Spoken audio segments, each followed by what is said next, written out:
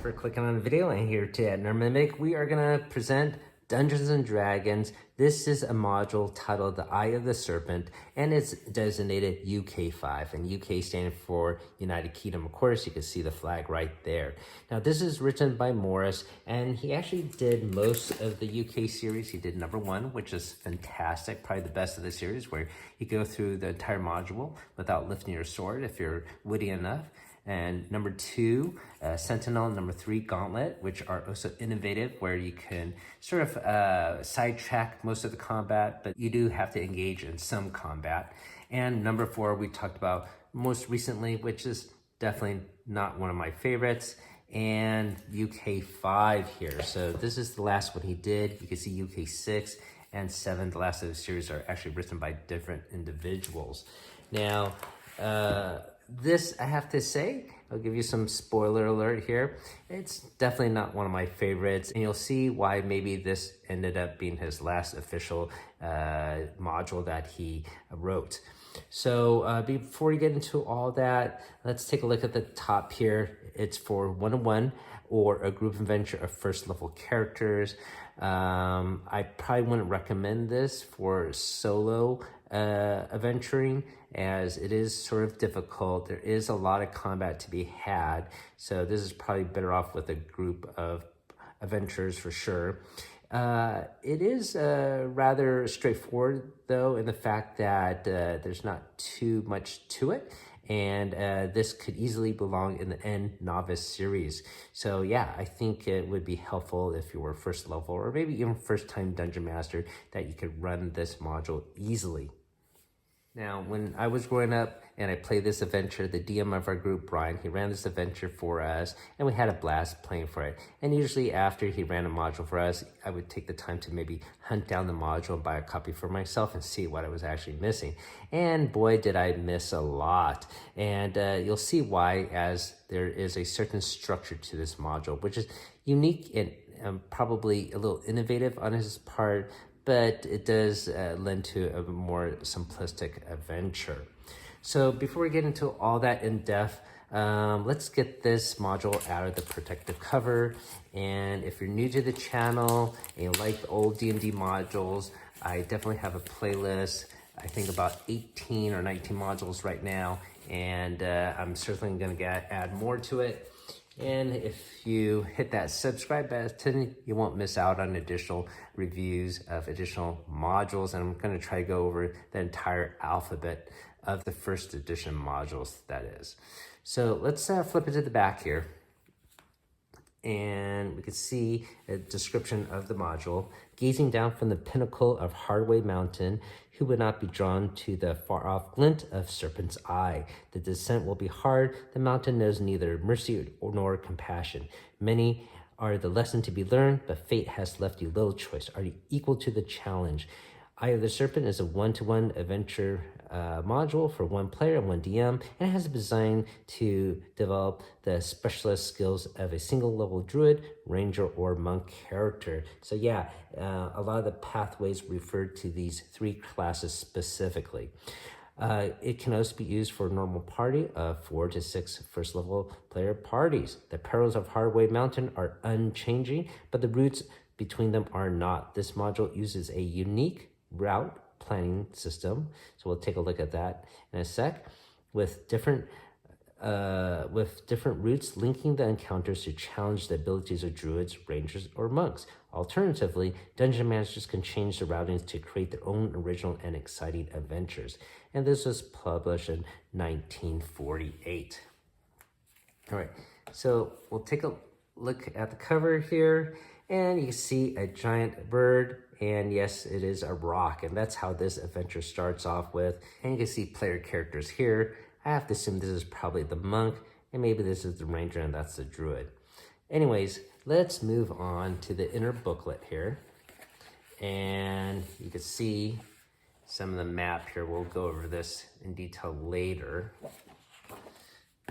But here is the main booklet, and we have the credits for the author, Morris here, and the storyline, and the interior art is by Tim Sell. I have assumed the cover is by him as well, but I don't actually see any signature anywhere. And you can see that this module is essentially about 32 pages long. So at the beginning, we of course have the introduction, the setup for the module, and it's going to describe how it's going to have this unique routing system we'll display in a bit. But the setup is, at the very beginning, you're going to have your player character or player characters grabbed by some giant rocks that you saw in the beginning here, and they're going to carry them to the top of this mountain where their nest is. And essentially, your player characters are going to have to escape, right, and work their way back down this mountain.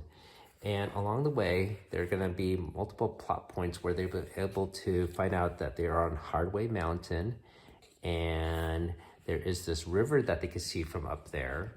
And when they view it, it will look like a serpent with a large lake there that represents the head, and an island there that sort of glows even at night, and that represents the eye of the serpent. And they're going to be told that there is treasure at that site. So this will guide your player characters to head down the mountain, go up this river, and end up at that one site.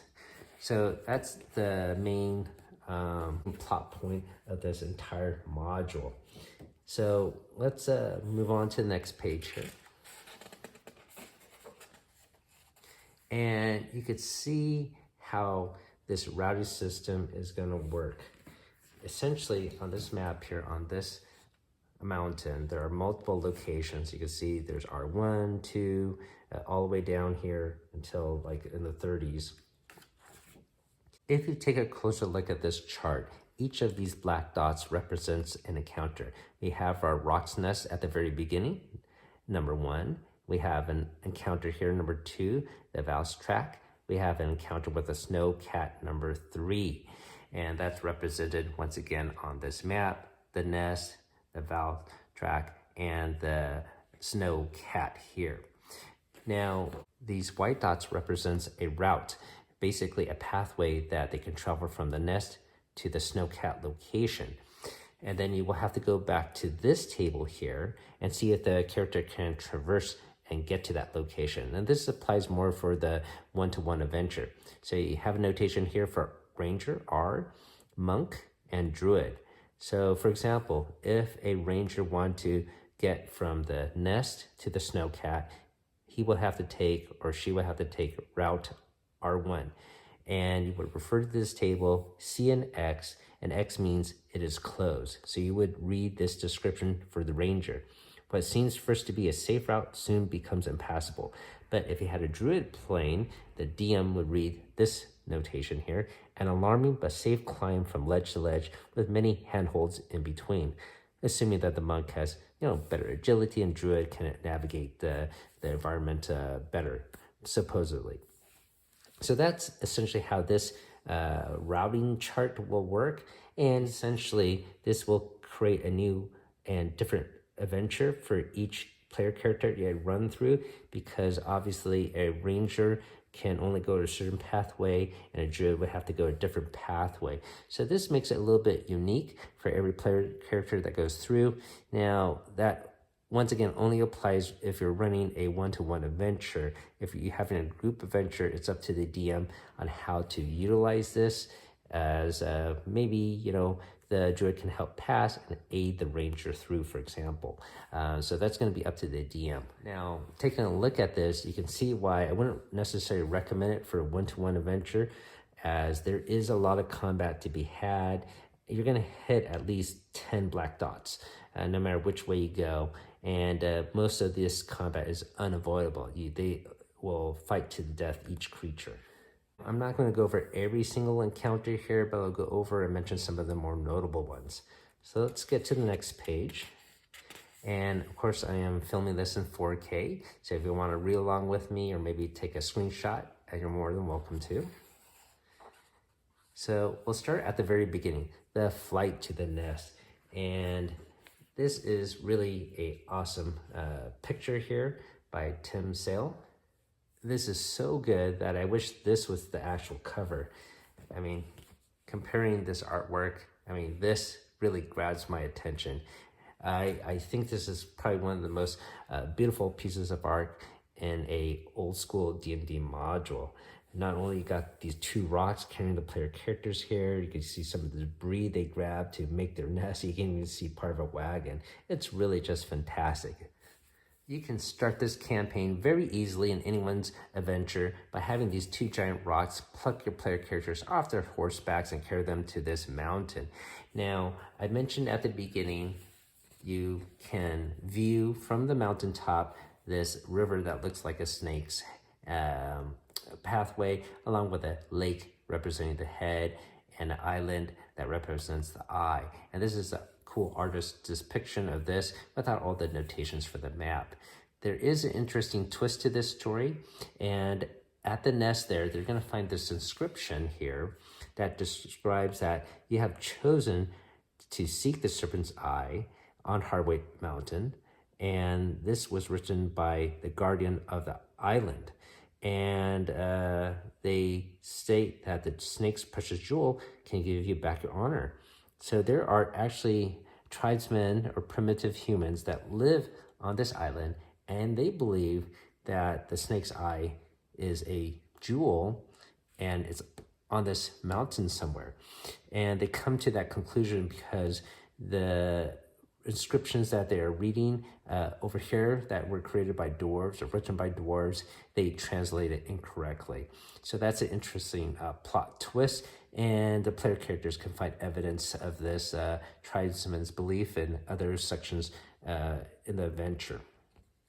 So moving on, this is almost like a Book of Lairs scenario, where if you've seen that book before, I talked about it on other videos, where you have a creature and its lair and what you could do over there. So this is almost like that, where your player characters are encountering the Book of Lairs of the rock, and then they try to escape that. And guess what? Along the pathway are multiple other lairs. So I find this sort of cool in the way that this is a mini Book of Lairs all strung together in this elaborate pathway system that you saw earlier. Now, these Book of Lairs books are fantastic. They're really classics in their own right, but these actually came out 2 years later. This one came out in 1986, and the second one came out in 1987. So this was published in 1984. So I think this is a cool introduction to this idea of layers, and it's probably have been done before, but this is the only module I'm aware of where they're really strung together, as you saw on that routing map. Now, even though it's cool to have all those layers, it's not too much of a story. As I mentioned, there is this side story of tribesmen believing the treasures on the mountain, when the actual treasures on the island itself. And that is the plot that connects all of this together. But it's really minimal and baseline compared to the other adventures that we've gone before of the UK series, where it's more heavily story driven. Now, for me personally nowadays, I prefer more story versus combat. But when I was a kid playing this, I thought it was a lot of fun. You'll see a lot of creatures here that are really different. A lot of them are from the Fiend Folio or other books like Monster Manual Tool, rather than the initial core books that we are all familiar with. So let's move on and take a look at some of these other encounters. And believe it or not, even though you're on this routing system with set encounters, there is still a table of random encounters as well. For me personally, if I was running this nowadays, I probably wouldn't bother with this table because, like I said, there are plenty of encounters to be had, and they're all essentially unavoidable. You're going to have to hit multiple black dots. We're going to start off with the Icy Heights. Obviously, on top of a very tall peak, there's going to be snow, and it'll be more of a Arctic type environment. And as you get further down the mountain, it'll become more temperate and even have some swamp and marshlands. So on this icy mountain, encounter number 2 is the Val's Track, which is interesting. If you've never seen that creature before, it almost has a rocky exterior with giant clubs and almost like an elemental type of creature. But here the depiction is almost like a zombie. So it doesn't fit with what I typically know, but it is what it is. However, you will see multiple elemental type of creatures in this adventure. Let's flip to the next page. I mentioned the snowcat already. There's some musk oxen. There's a ghoul hiding on the mountain. And there's also an egg in the pool. So this one's interesting as it's guarded by an ice Mafet. And there's multiple Mafets, and these are small little elemental type creatures. So here's a ice one, there's a steam one. I think later on there's a mist one. So there's multiple different types. Anyways, this ice one is guarding an egg of a Ramoras. Hopefully I'm pronouncing that correctly. And you've ever seen one of those before? It's a long centipede type creature with these fringes on the side. So it's a sort of a cool monster to fight and not your typical D&D encounter. Let's take a look at the next section here. And this is going to be the Dale region. So you can see multiple trees here. It's going to be more temperate. So in this region, it probably has one of the more interesting layers, and that is going to be for this Splankstein, which is a new monster that's in the back of the book. So this creature has the power to create illusions, and when they enter this region, they're going to see these pools of water, and there will be a beautiful woman there. And this woman is, once again, an illusion created by this creature, and it will spout out a riddle. Young as spring, old as time, often falls, cannot climb, always rushing, never still, in a bed, never ill. Can you guess what it is? Pretty easy. That's right. It is a river. All right. So basically, this creature is going to ask this riddle. And if you could solve this riddle within 3 tries, it will let you pass this route. Now, if you fail to do so, it will ask for a toll. And if you pay that toll, you're also free to continue on your route. But if you fight this illusion or don't pay the toll or get the riddle incorrectly, this creature will attack you. The kid version of me playing this D&D adventure, I was having a blast. I thought this was really fun and exciting. But the adult version of me might think this is a little bit more mundane nowadays. I don't know what your opinion of this encounter is, but it is small and concise. Exactly what all of these encounters in the book or Lairs are, where you can take this encounter and you could just place it anywhere in any campaign. Okay, so let's move on. And we got some multiple other small encounters here. And these maps, you can see there are small little layers. Look at the next page. And this is a continuation of the Dale region. We got some giant bats. And we have a Dunzalian, which is a weird, long, flat, pancake-type creature. If you've ever seen one of those, it's a quite odd encounter. We got a great ooze, and we also have this Canfold, which is a sort of a monstrous tree-like creature. Also unique, not your standard D&D encounter. Some of you watching this right now will probably look up these creatures, and you could take these encounters, place it in any adventure you want, or like I said, pick up this module, you find a copy of it, and run it, as it is pretty unique as far as the monsters that are thrown in there. To a marsh area, and we got your quintessential large spiders. We have a counter with some Al Mirage. Hopefully I'm pronouncing that correctly. There are these rabbits with a unicorn horn on them. We'll flip it to the next page. And we have also a poltergeist encounter, some 20 ordinary rats. So some of these encounters, as I mentioned, I think it'd be quite difficult if you're just running a single character, especially if you're first level or something like that. I think if you run as a single character, yeah, you're going to be higher level. It's only when you have a group or a large party that maybe they'll be all first level.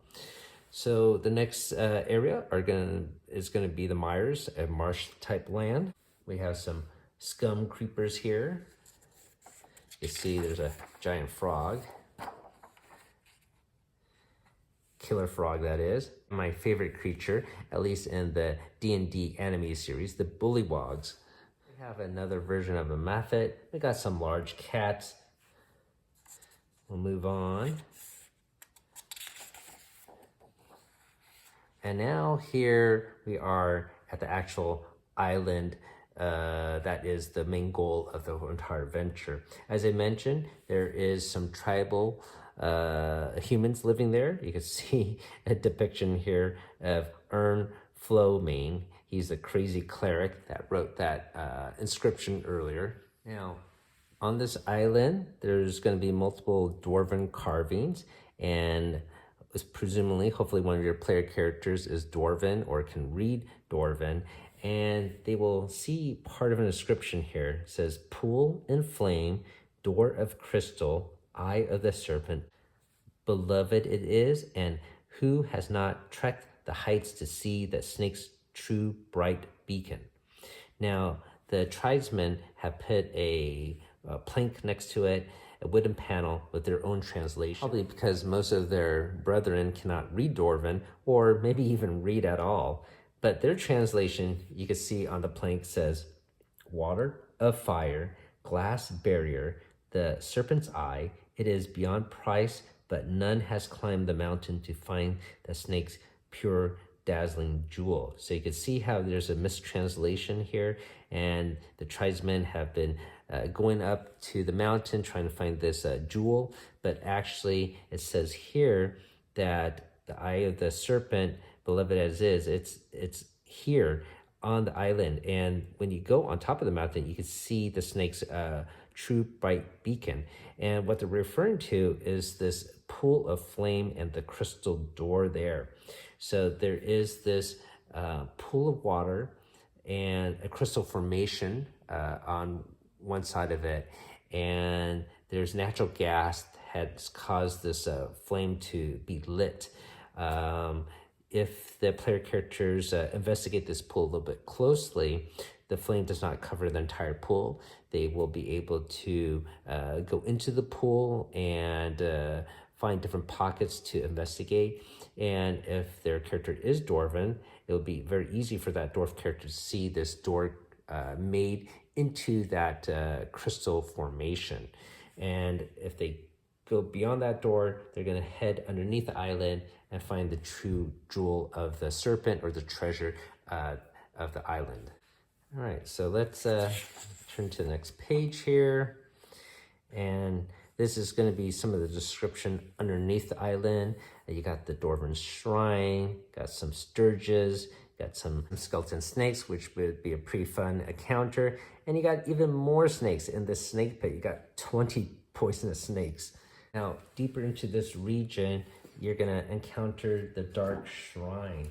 So let's just refer to the map here so you know what we're talking about. The Dark Shrine is area 43, so that's gonna be right here at this location. And this is where the player characters come down from that pool of water and going down to this area.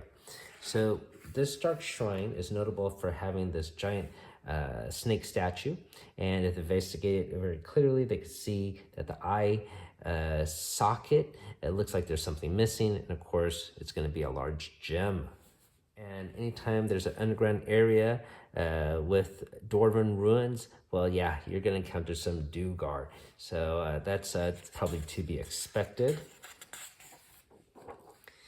And they have carried the large gem to room 47 here, the treasury.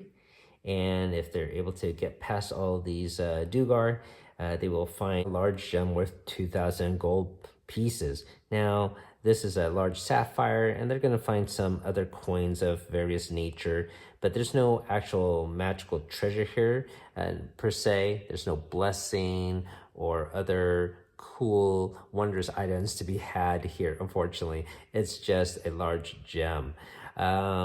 So here on the next page, you can see the Mephit creature, the ice version, the mist version. Here is that pixie-like creature that did the riddle initially. And at the very end, we have some non-player characters for your use. We got a first level magic user, fighter, thief, and cleric. So that is pretty much it. So when I reflect on my time playing this as a kid, I thought I had a lot of fun going through these encounters, finding very unusual monsters, and as a group we had a blast. And nowadays, going back, I think I'd be hard pressed to play this one or run it for other people. As it is, I might use it more as a one shot to grab certain encounters and place it here or there, as it is essentially a book of Lairs with a simplistic story linking them together, or very roughly that is. So the only real part of the venture that would be considered the campaign is really the last couple pages when you reach the island itself. And once again, you could probably run that in one night. So this is a little hard one for me to rate, as the younger part of me loved it a whole bunch, would give it 5 stars, and the older version of me probably give it 1 or 2 stars. I don't know what your impression is, but it is unique as far as that routing system that you saw. And it is, like I mentioned, a Book of Lairs type of module. I'm not sure how well this did selling. I have to assume that it did poorly, or maybe the reviews of it were bad, and that's why he was not allowed to continue writing more of the UK series and moved on to another author. I would have to say one thing to its credit. If I count how much time I put into this or use this and use that as a rating as for the love and joy of this would probably be in the top 10. Most of my modules are pretty good condition because, yeah, I maybe read through it once or played it once, but this saw more heavy playtime. You can see it's all more beaten up compared to most of the modules I present here. So as I said, when I played this as a kid, wow, we had a blast playing this and running this. So thank you for watching, everybody. I hope you guys learned something new about this module, and I'm gonna go over the other modules shortly, UK 6 and UK 7 when I have the time. And if you like what you saw, think about subbing and helping me out. Thanks for watching, everyone. Have a great day. Keep on adventuring out there.